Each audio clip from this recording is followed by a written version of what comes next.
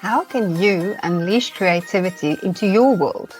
Welcome to the Conquer Your Mountains Week 10 podcast titled Releasing Your Inner Artist. And in today's episode, we will explore how you can release creativity into unexpected places. If you are following the Conquer Your Mountains reading plan, you are in week 10 that has the name One Kings, Be My Guide.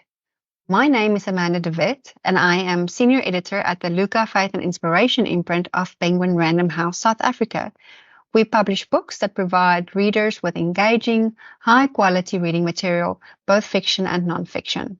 I'm excited to be joining Mandla's podcast today, so let's kick off. As a writer, what does creativity mean to you? Thanks, Amanda, for hosting me today. My career as a writer is fairly recent, and a lot of my career was in the accounting world initially. Then I moved into consulting and then ultimately business. And in all of those industries, I never felt that creativity was a key thing of my attributes. Yes, I had to be creative in terms of creating strategies, finding new solutions to problems. But in becoming a writer, I felt that I shifted to another part of my brain. And I've realized that when you write books, it's really like painting. You come up with a picture in your head. That picture becomes a series of pictures, and that becomes a story.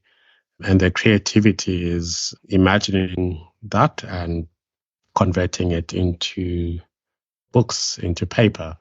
Well, you have recently released a new book, and it's a fiction titled The Fallen Angel. Talk to me a bit about the creative processes that led to you writing a science fiction book after finishing your previous one, which was a devotional. I think I really stretched my creativity to the limits in writing The Fallen Angel. And at times I felt like I was breaking rules. You know, when you create an imaginary vehicle or something with science fiction and you're like, oh, can you really create that? And I think that's part of the joy of being creative. You flex the muscle that all of us have in terms of being able to think fully outside the box. And I think it's a skill that we don't often nurture. And what I found with writing The Fallen Angel, delving into science fiction, part of the creative process started from what is already known. So, for example, I looked up information around what scientists and other learned people think the future may look like.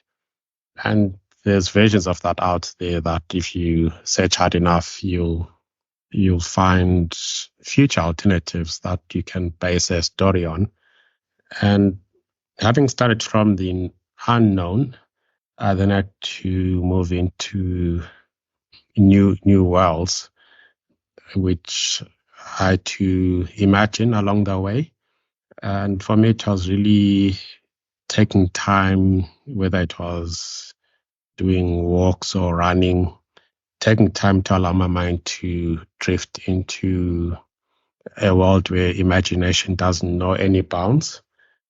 And it's not an easy process initially, but as you allow your mind to open yourself up to new possibilities, you start to really be so creative. And in the book, The Fallen Angel, it is about this mysterious being that is found, that has been trapped for thousands of years.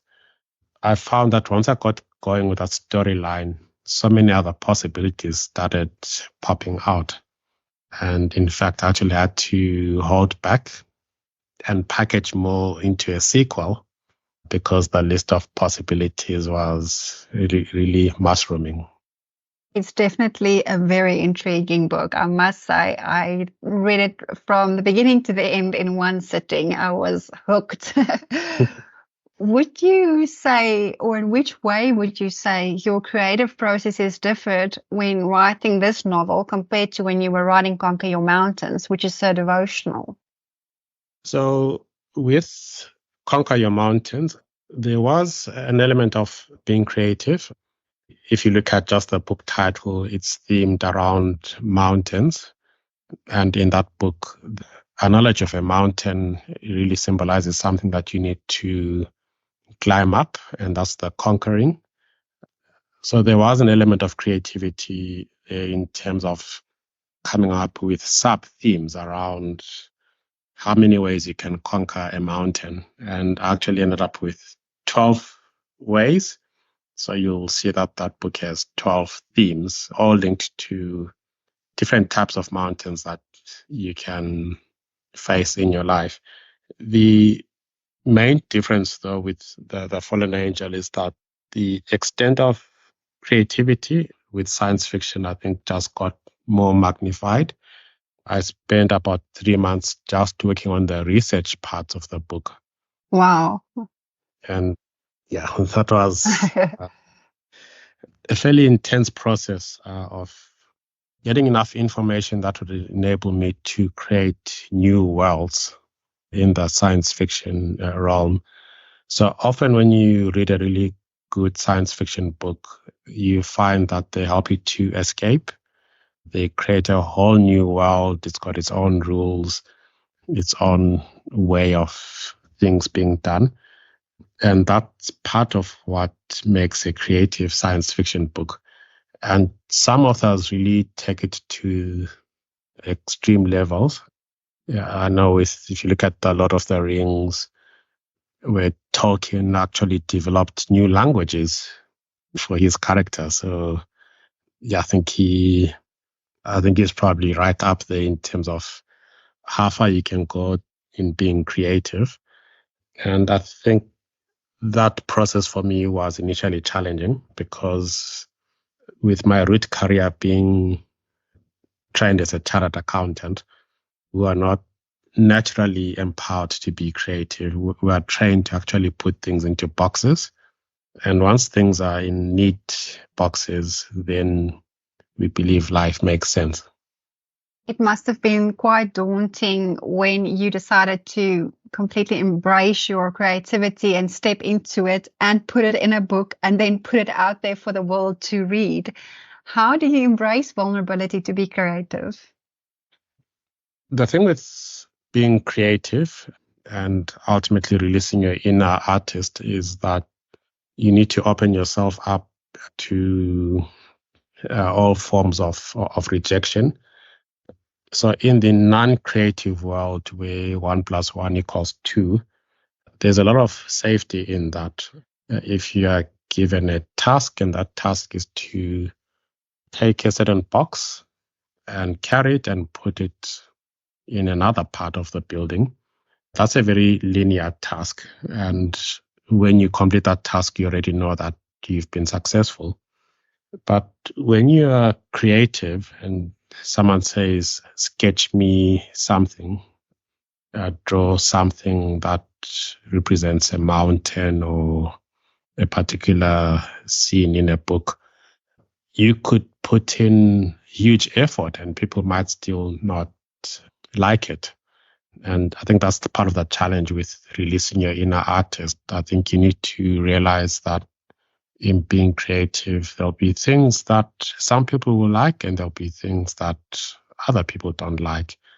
And I think that's the same in most creative industries. So if you use TikTok, you can spend a whole day working on short form video, but TikTok has got an algorithm and that algorithm decides whether what you've created will be liked or if it should be liked by other people.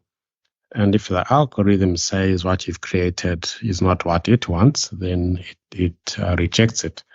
So I think when we open ourselves up to be more creative, we just need to accept that there'll be more opportunities to be, to be rejected, but there'll be also a lot more opportunities to actually do something that is so transformational that you'll be so proud that you stretched yourself. Reminds me of Thomas Edison when he was creating the light bulb. And after 10,000 tries, he said he didn't fail 10,000 times. He just found 10,000 ways not to create a light bulb. Anyways, in your journey, how did you discover your inner artist? So if I answer that from a writing perspective, I first discovered it when I was at school, entered an essay competition, and I didn't think I would do anything useful out of it, but I entered. It was a 1,500 word essay. And then to my surprise, I won a prize in that essay competition. And that was one of the early signals that told me that I could create, that there was an element of having an inner artist that could be unleashed. But it's not something that I developed much more than that until more recently when we started working on the 2 books that we've released in the last year. Speak to the listener who is facing big hurdles in being creative. Where and how can they start? I think the starting point is to be vulnerable. Yeah, once you decide to be creative, you need to feel comfortable playing with different things, experiencing different things. And I think that's our default state. If you look at little children, they are really creative. And the reason why they're creative is that they don't know any limits. And I think limits are conditioned into us as we grow. But if you look at yourself through the eyes of a child, that childlike innocence, you might start to realize that you could shape things totally differently. And some examples of that, if you look at new inventions in terms of transport, and that is the notion of Hyperloop tunnel, where vehicles could be transported at hundreds of kilometers per hour, and planes that could maybe fly out into space. These sort of concepts start with a very wild imagination where someone is childlike in thinking, oh, maybe this could be done. And once you've stretched your mind that way, it becomes easier actually to then speak to engineers and say, I've dreamt that I could do this, or that I could design something that looks like this. What are the limits? And then you learn about the laws of gravity that could bring you crashing back to earth. But I think that exploration is the very beginning of being creative. And I think in everyone's life, I think you need to have a few key moments in your life where you really stretch yourself beyond the barriers that you thought were going to hold you back. I love that. And the principle that everything that we see today that exists once existed first in someone's mind as a thought. That's wonderful. That's very, very inspiring. We will end the podcast with an extract from Mandla's book, Conquer Your Mountains, Week 10. Page 45, there's a sentence that speaks powerfully, which says, so many situations in my life were dead, and yet God came to show me a better way that breathed life into decay.